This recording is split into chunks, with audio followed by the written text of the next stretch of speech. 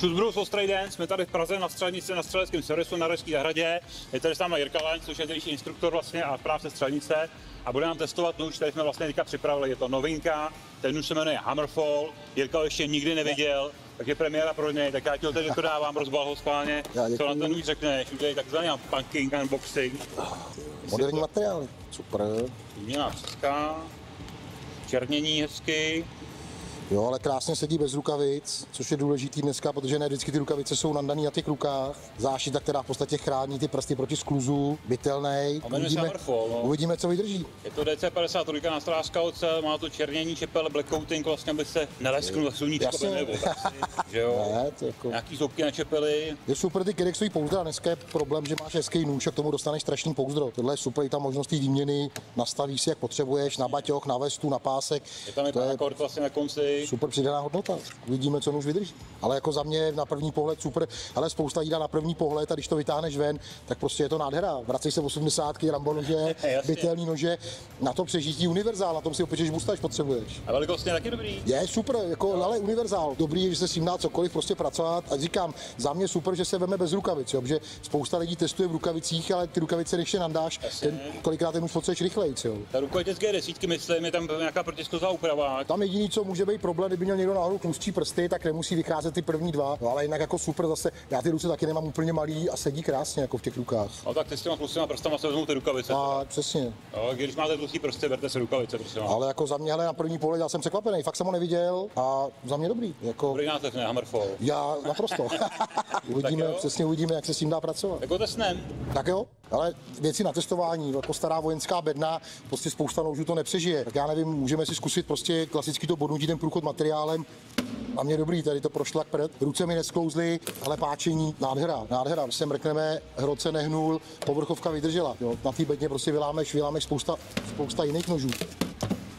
Tak v podstatě problém, který může nastat u nás na té střelnici, nemůžeme se dostat k nábojům, protože jsou přepáskovaný, tak prostě zkusíme, jak by nám z toho šlo hezky. No, ale na rovinu, jako, já jsem absolutně nadšený, protože nám nemůže dojít střelivo, prostě k těm nábojům se dostaneme. A zase, když se mrkneme, jo, tohle je rez, to není oškrábaná povrchovka, to ostří bude pořád stejný. Za mě super. Jo, zase. Super. Ale na rovinu i na tom táboráku bez problémů. Prostě uděláš si větve, uděláš si hrot na kýmkoliv klacku, aniž by si tupl to ostří. Univerzální už na všechno. No, ale jak to krájí. To je, když to budeš teplý máslo.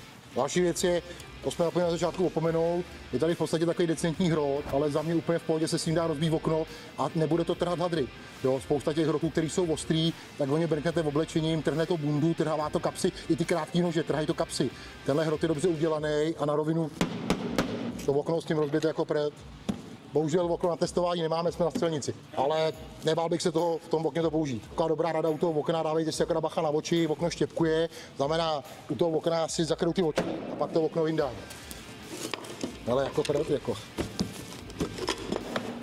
Pak se s tím dá ta bedna prostě celá rozebrat jako na mini části a zase, jak říkám, jo, nikde se to nepodepsalo na tom ostří. Rozlámeme celou bedínku. Dostaneme se k náboju, můžeme pokračovat v mých prác. Teď se vrátíme trošku do civilu, samozřejmě udělat si nějaký třísky, což si myslím, že zase, že bude úplně na pohodičku, na zátop kamen, to samý potřebu prostě na nějaký busty. Tady akorát bacháci neseknete u té pily. No, vy musíte vlastně najít ten hrot, jinak se u té pily vy s tím budete škrtlat. Spoustu nožů byly ty pily ze zhora, pak ten nůž nešel použít na nějaký zatlačení. Jo, tady vlastně vy to máte na ty ruce nádherný a dá se s tím pracovat, dá se do toho něčím klepat. Jo, ta pila je dobře vymyšlená, jenom jediný co je naučit se, že prostě těch prvních 3-4 cm vlastně vy nepoužíváte na to normální řezání a začínáte až tady odsad.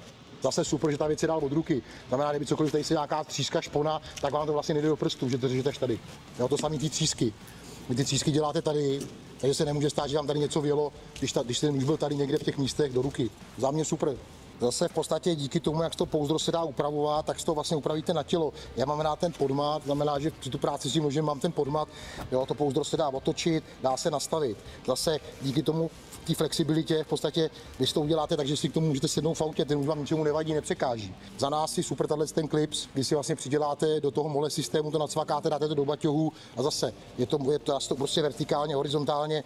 Jo, za mě je kravina, dává to vzhůru nohama, takový ty, co byly takový ty Rambo Philip, že jak někde odskočíte, ten už vám vypadne, jste taková za blbce. Tak Jiříku, jak to dopadlo? Ale máme od tebe spousta nožů a za mě zatím ten asi nejlepší. Jo, jako fakt. Vzal by se to na misi? Ale no 100%, já se pak samozřejmě budu chtít cenu a jdu do něj 100%. Hele, na rovinu fakt mě vyhovuje, že není falešné, jo. Tak jak vidíš sám, ta rukojeť, jak je otevřená, tak je po celý dílce, to znamená v nějaký krizi, kdyby došlo na lámání chleba. Vy to z toho sundáte, narazíte to na nějaký klacek a máte z toho regulární oštěp, nástroj na cokoliv, jo. Za mě fakt z těch nožů, co od tebe máme, asi nejlepší. Jo. Já vím, že to samozřejmě všechny jsou dobrý, ale hele, My se pořád vyvíjíme a děláme lepší a lepší věci, že jo? Tohle byl krok správným směrem. Jo, jako za mě na rovinu a jako budu ho chtít, no.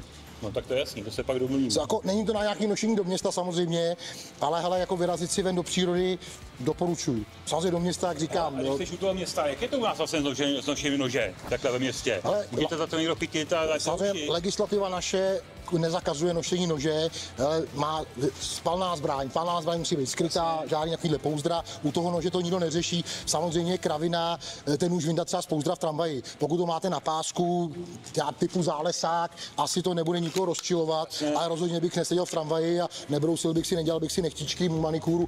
V dnešní době, hele, ta panika je strašná, jako proč ty lidi strašit. Samozřejmě dát si bacha na dovolený. Lidi jsou dovolený strašného majzla. Jo. Německo, Velká Británie, obrovský problém s dílkou nože, tím, že to je nůž pro ně bojový, ne pro nás na přežití. Jo, one-handy, nože, který se otvírají jednou rukou, kamkoliv pojedete, zjistěte si prostě, kam jedete, jaký tam jsou podmínky. Ale to nejenom s nožem, tady slznej plyn, prostě spray, cokoliv. Ale ty Němci jsou nám nejblíž a jsou pro nás nejhorší. Sami to nechápou, ale bohužel ty Němci prostě ty nože nesnesou. A to samé jako Italové, jo. Pro ně je nůž horší než pistole.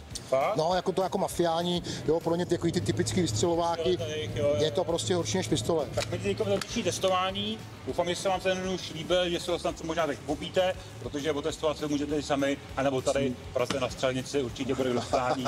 Městská zahrada, střelecký servis, kdy budete chtít. Děkujeme za krásnou reklamu.